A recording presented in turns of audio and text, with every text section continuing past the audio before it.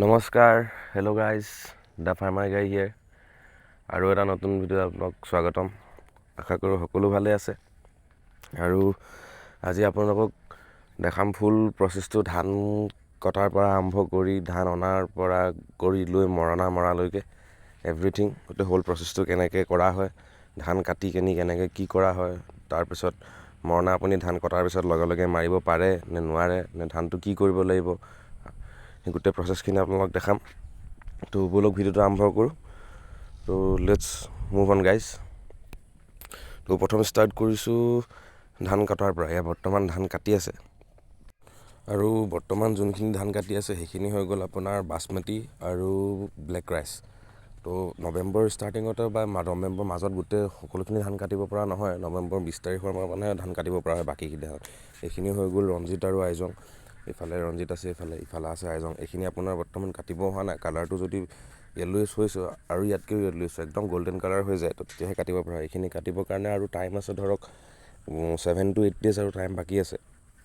তো ইফালে 7-8 days পাছতে সেই ধানখিনি কাটিব পৰা হ'ব। তো এতিয়া বৰ্তমান কাটি আছে ব্লেক ৰাইচ, এইপিনে দেখা পাইছে। আৰু ধানখিনি আপোনাৰ ধৰক যিটো কাটি পিনি চিধা আপুনি লগালগ ধানখিনি মৰণা মাৰি দিব নোৱাৰে। ধানখিনি আপুনি কাটি পিনি 3-4 দিন ধানখিনি পথাৰত থৈ আহিব লাগিব। এইপিনে দেখা পাইছে কাটি আছে, আৰু ধানখিনি কটাৰ পিছত এনেকৈ মুঠিকৈ থৈ যোৱা যায়। পথাৰত কাটি থৈ 4-5 দিন থোৱাৰ পিছত যেতিয়া ধানখিনি শুকাব, তাৰপিছত ধানখিনি ডাঙৰি বান্ধি লৈ যোৱা হয়। ডাঙৰি বান্ধি তাৰপিছত মৰণা মৰা হয়। এই গোটেই প্ৰচেছটো আপোনালোক গোটেই ভিডিঅ'টো দেখাব, মই গোটেই প্ৰচেছটো দেখুৱাই নাই আপোনালোক ভিডিঅ'টো। তো এতিয়া বৰ্তমান দেখাই আছোঁ এই ধানখিনি য'ত কাটি পেলাই থোৱা আছে ইয়াত শুকুৱাবলৈ। তো ভিডিঅ'টো চাই গৈ থাকক, গম পাব আপোনালোকে। ধান বৰ্তমান কাটি ইয়াত শুকুওৱা হ'ব 4-5 দিন, তাৰপিছত নিয়া হ'ব। এয়া দেখিছে যেনেকৈ আনি আছে, এয়া আপোনাৰ এসপ্তাহৰ বা 4-5 দিনৰ আগত কটা ধান হয়, বাচমতি হয়। আৰু এইবিলাক এতিয়া ডাঙৰি বান্ধি এনেকৈ নি আছে, এনেকৈ মুঠাকৈ বান্ধি নি পিনি মই এটা জেগাত ষ্ট'ৰ কৰিম। নেক্সট প্ৰচেছটো আপোনালোকক ভিডিঅ'টো চাই গৈ থাকক, গোটেইটো ডিটেইলছত গম পাই যাব। স্কিপ নকৰিব, স্কিপ কৰিলে আপোনাৰ মাজত থাকি গ'লে বুজি নাপাব। আৰু ভিডিঅ'বিলাক কেনেকুৱা পাইছে আপোনালোকে জনাব। চেনেলটো লাইক, শ্বেয়াৰ, ছাবস্ক্ৰাইব কৰিব একদম নাপাহৰিব। কমেণ্ট কৰিব ভিডিঅ'বিলাকত। আৰু আহি গ'ল এতিয়া এইটো নেক্সট প্ৰচেছ। অৰেঞ্জ কালাৰ যোনটো মেচিন দেখিছে সেইটো হৈ গ'ল পেডি থ্ৰেচাৰ, তাতে মই মৰণা মাৰিম। আৰু বৰ্তমান ধানখিনি টিপালত ষ্ট'ৰ কৰি লৈছোঁ। মুঠাকৈ বান্ধি আনিছিলোঁ, গোটেইখিনি এটা এটাকৈ খুলি ল'ম এতিয়া। গোটেইখিনি ইয়াতে ষ্ট'ৰ কৰি ল'ম, মানে মেচিনত মাৰিম যিহেতু, ধৰক 20-30টা ডাঙৰি হ'লে ভাল। আৰু এইটো মেচিনটো যোনটো দেখিছে, এইটো দীঘলীয়াকৈ যোনটো ওলাই আছে, সেইফালে দি মই ধানখিনি ভৰাই দিম। তাৰপৰা যোনডাল এতিয়া ষ্টেণ্ডডাল দেখিছে সেইকত দি লগাই থৈছে, তাতে মানুহজন থিয় হৈ ল'ব, যোনজনে অপাৰেট কৰি থাকিব। আৰু তাত ধানো থৈ ল'ব পৰা যায়, থিয় হৈ ল'ব পাৰে, আপোনাৰ নিজৰ সুবিধামতে কৰিব পাৰে। আৰু খুব কেয়াৰফুল হ'ব লাগে এইটো ইউজ কৰোঁতে, মেচিনেৰী বস্তু হয়, খুব কেয়াৰফুল হ'ব লাগিব, নহ'লে আপোনাৰ এক্সিডেণ্ট হয়। আৰু মেচিনে হয়তো যেতিয়া পটককৈ মেচিনেৰী বস্তু হয়, ডিজেল ইঞ্জিন হয়, পটককৈ টানি নিয়ে, হাত ভৰি টানি নিব, বেছি ক্ল'জ ৰেঞ্জতো খাৰা হৈ থাকিব নালাগিব। এইটো দেখিছে ষ্টাৰ্ট হ'ল বস্তুটো, প্ৰচেছটো ষ্টাৰ্ট কৰি দিলোঁ। আপোনালোকে ভিডিঅ'টো চাওক, গম পাব তাত ভালকৈ প্ৰচেছটো কেনেকৈ ষ্টাৰ্ট হ'ব। এতিয়া যোনখিনি খেৰ ওলাই আছে এইটো তাতে খেৰখিনি ষ্ট'ৰ কৰিম, আৰু খেৰখিনি ষ্ট'ৰ কৰাৰ পিছত এই মেচিনটোৱে আকৌ খেৰখিনি কাটিং কৰিম। এইটো এটা বেলেগ ভিডিঅ' হ'ব, এইটো প্ৰচেছটো আপোনালোকক দেখাম। এতিয়া আপোনালোক পেডি থ্ৰেচিঙৰ প্ৰচেছটো দেখাই আছোঁ।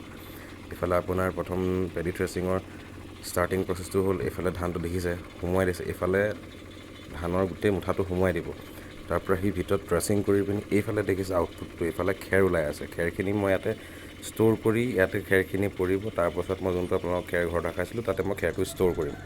তো এইফালে আৰু আনি আছে, এইফালে দি আছে, আনি আছে, মাৰি আছে। এইফালে দেখিছে গোটেই যোনটো ফাইন প্ৰডাক্টটো হয় এই তলত ওলাই যাব। এইফালে দেখিছে এইখিনি খেৰখিনি এইফালে ওলাই আছে। আৰু যোনটো ফাইন প্ৰডাক্টটো হয়, লাষ্টৰ যোনটো প্ৰডাক্টটো হয়, ধান যোনটো পাম সেইটো ইয়াতে ওলাই যাব। বাচি পাতি থওঁ, তাতে বাচিত ষ্ট'ৰ কৰিম। তাৰপিছত ইয়াৰ পিছত বস্তাত ভৰাই পিনি আকৌ ধানখিনি ৰ'দাব লাগিব। যাত যি পতান ধান আছে, যিখিনি বেয়া ধান থাকিব, বেয়া চিট থাকিব, সেইখিনি বাচিব লাগিব। তো গোটেইখিনি এনেকৈ নহয়। আৰু খুব বতাহ দি আছে, তো এইটো বেক মাৰিছে উল্টা, আৰু খুব ঘুগুলা ওলায়। এইটোত চৰ্ট থাকিলে আপোনাৰ চৰ্দি হোৱাৰ চান্সেছ বহুত বেছি, যিহেতু খুব ঘুগুলা ওলাই দেখিছে। আৰু মূৰত গোটেই চুলিৰ ভিতৰত ডেণ্ড্ৰাফতকৈও বেয়া, মানে ঘুগুলা সোমাই গ'লে যেনেকুৱা হয় আপোনাৰ তেনেকুৱা অৱস্থা হৈ যাব। তো খুব প্ৰটেকশ্যনত কৰিব লাগে চৰ্দি তৰ্দি নহ'বৰ কাৰণে। তো দেখিছে প্ৰচেছটো আপোনালোকে চাওক এবাৰ, প্ৰচেছটো ভালকৈ চালে বুজি পাব। গোটেই প্ৰচেছটো আপোনালোকৰ মুখৰ আগত দেখাই থৈছোঁ, 3টা ষ্টেপত কেনেকৈ কি কৰে, কোনফালেদি গৈ কোনফালেদি ওলায়।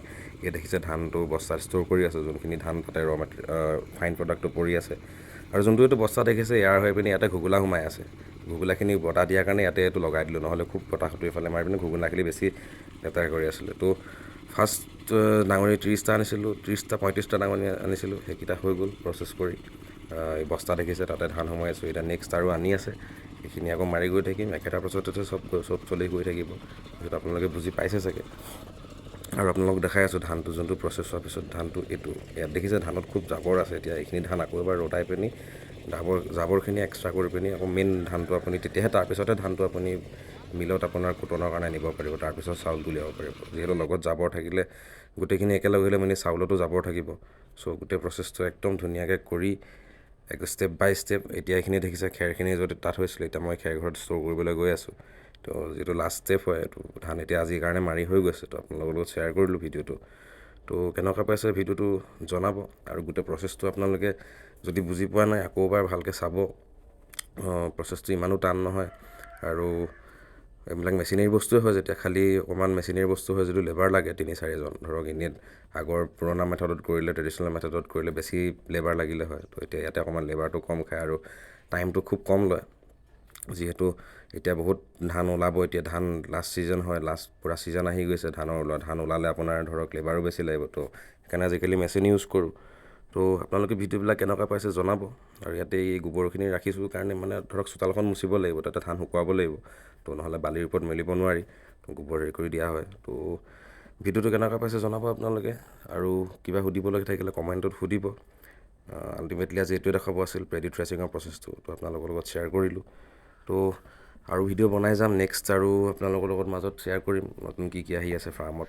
তো তেতিয়ালৈকে ভিডিঅ'টো আজি ইমানতে সামৰণি মাৰিছোঁ, বৰ এটা দীঘলীয়া নকৰোঁ। তেতিয়ালৈকে আপোনালোকক সকলোকে বিদায় জনাইছোঁ। জয় অসম, জয় শ্ৰীৰাম। আপোনালোক ভালে থাকক আৰু মোকো ভালে থাকিবলৈ আশীৰ্বাদ কৰি যাওক। চেনেলটো লাইক, শ্বেয়াৰ, ছাবস্ক্ৰাইব কৰিবলৈ একেবাৰে নাপাহৰিব। Bye bye.